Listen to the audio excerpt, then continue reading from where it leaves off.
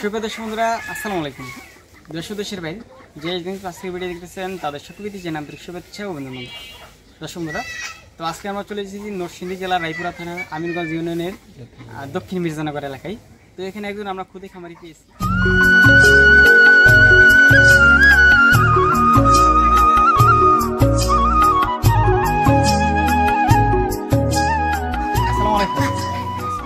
জি ভাই, ভালো আছি? আলহামদুলিল্লাহ, আপনি কেমন আছেন? জি আলহামদুলিল্লাহ। দর্শক বন্ধুরা, এই যে চেহারাটা এটা কিন্তু খুবই পরিচিত লাগতেছে। ওনাকে নিয়ে কিন্তু আমাদের চ্যানেলে আগামীকালকেও একটি ভিডিও দিয়েছি, আপনারা দেখছিলেন। তো আজকে আবারও চলে আসলাম ওনার খামারেই, খুদে খামারেই উনি এখানে এই যে হাঁস পালন করতেছে। আজকে আবার আপনাদেরকে একটু ধারণা দিব আপনাদেরকে হাঁস সম্পর্কে। আচ্ছা, তো প্রথমে আপনার পরিচয়টা যদি দিতেন।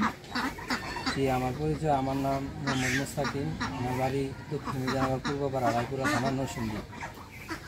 আচ্ছা দর্শক বন্ধুরা, তো এখন আমি আপনার কাছ থেকে জানতে চাই, আপনার এখানে আমরা পিছনে কিন্তু হাঁস দেখতে পারতেছি, আপনারা কিন্তু লক্ষ্য করে দেখতে পারবেন হাঁস দেখতে পারতেছি।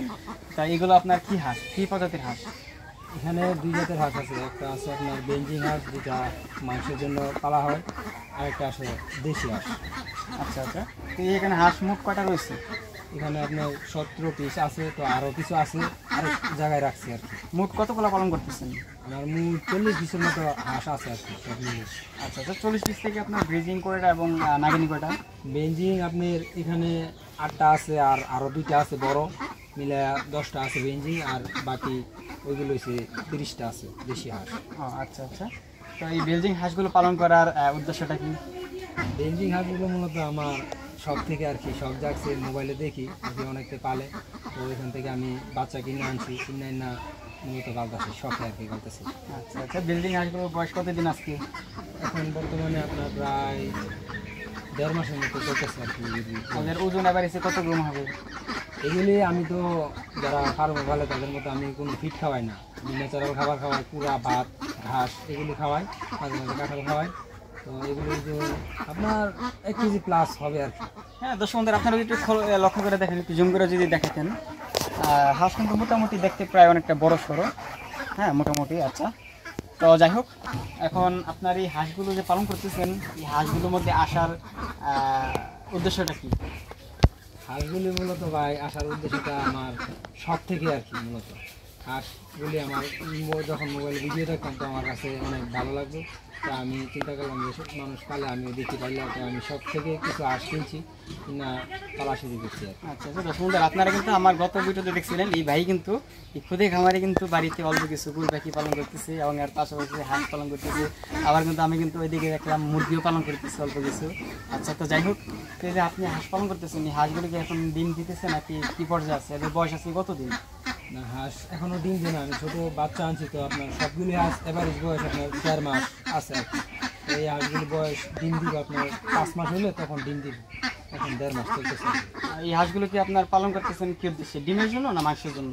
আমি মূলত সব থেকে তো পালন করতেছি, তো ডিমের জন্যই পালন করতেছি, আমি মাংসের জন্য পালন করতেছি না। মাংসের জন্য যদি পালন করতাম তাহলে আমি ফিট খাওয়ায়া 1.5 মাস হলে আপনার এগুলি 3 কেজি প্লাস হয়ে যায়। তো আমি যেহেতু ন্যাচারাল খাবার, পুরা ভাত ঘাস এগুলি খাওয়াই, তো এখনও 3 কেজি হয় নাই, কারণ আমি এগুলি ডিম পাড়ামো বাচ্চা আবার ফোটানোর জন্য আর ফোটানোর জন্য। আচ্ছা আচ্ছা দর্শক বন্ধুরা, তো এখন আমি আপনার কাছ থেকে জানতে চাই, আপনি এই যে আমরা দেখতে পাচ্ছি এখানে ছোট্ট একটু জায়গা, এই জায়গাটা আপনার ভ্যাট দিয়ে রাখছেন, এইভাবে যে রাখতেছেন, এইভাবে কি আর 24 ঘন্টা এইভাবেই থাকে না কীভাবে রাখেন এদের 24 ঘন্টা?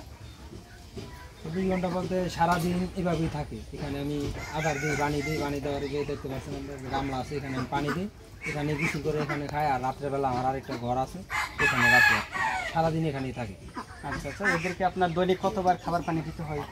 এগুলোকে আমি বন্দিকে রাখালি যদি সাইডা ভাত ধরতাম তাহলে আপনার মনে হয় আদারটা আর একটু কম লাগবে, আঁশটা আর একটু ভালো। কত বেলা দেন আদার?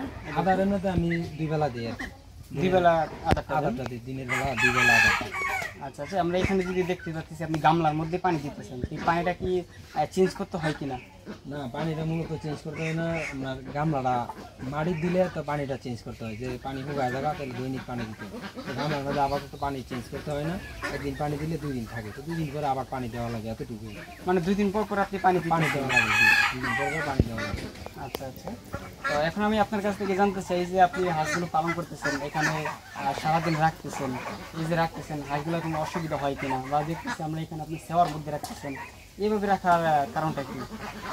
হাঁসগুলি ভাইভাবে রাখার কারণটা হচ্ছে মূলত আমার জায়গা খুবই অল্প, যেহেতু জায়গা নাই তো সেহেতু হাঁস ছাড়লে আপনার মানুষের এখানে যাবে, তো অনেক কিছু কথাবার্তা করবে, তো এই কারণে নিজের যেটুকু জায়গা আছে এখানের মধ্যে আমি খোয়ার বানায় হাঁসগুলি রাখতেছি।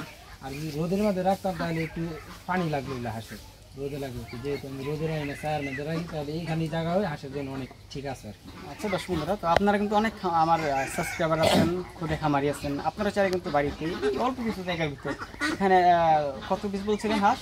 এখানে আপনার 17 পিস আছে, তো বাড়িতে 17 পিস ছোট আছে আর কি। 17 পিস হাঁস কিন্তু আপনারা চাইলে এতটুকু জায়গার ভিতরে পালন করতে পারেন, মোটামুটি 20 পিস আর কি পালন করতে পারেন। আপনারা কিন্তু চাইলে কিন্তু ট্রাই করে দেখতে পারেন এই হাঁসের মধ্যে, এই ব্রেজিং হাঁস এগুলো আপনি যে পালন করতেছেন, যেহেতু বলেন ডিমের জন্য, তো যাই হোক এদের বয়স কতদিন বলছিলেন? 1.5 মাস প্লাস আর কি। আজকে 1.5 মাস প্লাস। এরা ডিম আসে কত দিনে? বেঞ্জিং হাঁস যেগুলি আছে এগুলি আপনার 5 মাসের ভিতরে ডিম দিয়ে দেয়, ওইগুলিও 5 মাস 5.5 মাস হলে ডিম দিয়ে দেয় আর কি। আচ্ছা আচ্ছা দর্শক বন্ধুরা, তো আমরা এই খুদে খামারি থেকে এই হাঁস পালন সম্পর্কে, হাঁসটা কীভাবে যত্ন নিতে হয় এই সম্পর্কে ওনার কাছ থেকে জানলাম। আচ্ছা, তো যাই হোক, তো আমরা এখন আমি আপনার কাছ থেকে জানতে চাই যে আপনি 1.5 মাস বলে এই হাঁসগুলো পালন করতেছেন, আপনার কেমন টাকা খরচ হয়েছে এই 40 পিস হাঁসের তলে? আমি তো আপনার বন্দি করে ফালি, আমার তেমন একটা খরচ হয়েছে না, যেহেতু আমি কুড়া খাওয়াই। তো বর্তমানে আমাদের এখানে ধান কাটার সিজন, তো ধান কাটার সিজনে কুড়ার দাম খুবই অল্প থাকে, তো আমি যেহেতু আমরা মানে ধান করি, তো আমার নিজেরই ক্ষেতের কুড়া আর কি। তারপরও কিন্তু ক্ষেতের কুড়া হলে একটা আনুমানিক আমার মাসিক একটা খরচ 20টা হাঁসের পিছনে আপনার সব মিলিয়ে প্রায় 1.5 মাসে মোট কেমন টাকা খরচ হয়েছে? 1.5 মাসে আপনার খরচ হয়েছে এইগুলি তাহলে এরকম হবে 3-4 হাজার টাকার মতো খরচ হয়েছে আর কি। শুধুমাত্র খাবার খরচ এবং ওষুধ নাকি? হ্যাঁ, খাবার খরচ আর ওষুধ মিলিয়ে আর কি এরকম খরচ হয়েছে, 3,000 টাকার মতো হবে, 3,000 3,500 টাকার মতো। আচ্ছা আচ্ছা, তো সুন্দর, তো আমরা জানতে পারলাম খামারির কাছ থেকে। আচ্ছা, এই বাচ্চাগুলো যে নিয়েছিলেন কেমন টাকা দিয়ে কিনছিলেন, ক্রয় করছিলেন বাচ্চাগুলো? 40 পিস হাঁস। আমার যে বেঞ্জিং হাঁসগুলি আছে এগুলি আপনার 90 টাকা পিস কিনছি বাজার থেকে জিরো বাচ্চা, আর দেশি হাঁস যেগুলো আছে এগুলো আপনার 45 টাকা পিস বাজার থেকে কেনা হয়েছে। আচ্ছা আচ্ছা, তো সুন্দর, তো আমরা খামারির কাছ থেকে হাঁস পালন সম্পর্কে আমরা বিস্তারিত জানলাম। তো যাই হোক, আপনাদেরকে মূলত আজকে এই ভিডিওটি তৈরি করার উদ্দেশ্য হচ্ছে আপনাদেরকে ধারণা দেওয়া, আমার আশেপাশে এলাকার আশেপাশে বা পার্শ্ববর্তী জেলায় যে খুদে খামারি রয়েছে তাদেরকে তুলে ধরা, এটাই মূলত কাজ খামারি করার পাশাপাশি। আচ্ছা, তো যাই হোক, আপনাদেরকে একটু ধারণা দিলাম এই হাঁস সম্পর্কে, খুদে খামারি কীভাবে এখানে লালন পালন করতেছে আপনাদেরকে ধারণা দিলাম। কেমন হলো অবশ্যই কমেন্টে জানাবেন। তো এই আর কি, ভিডিওটা এ পর্যন্তই। আর হ্যাঁ, আপনার আশেপাশে যদি কিছু খুদে খামারি থাকেন আপনারা অবশ্যই নক দিবেন কোথা থেকে, আপনাদেরকে ইনশাল্লাহ পরবর্তীতে আপনারাও আসতে পারেন। ওকে, তো এই পর্যন্ত একটি ভিডিওটি এ পর্যন্তই। ওকে, আসসালামু আলাইকুম।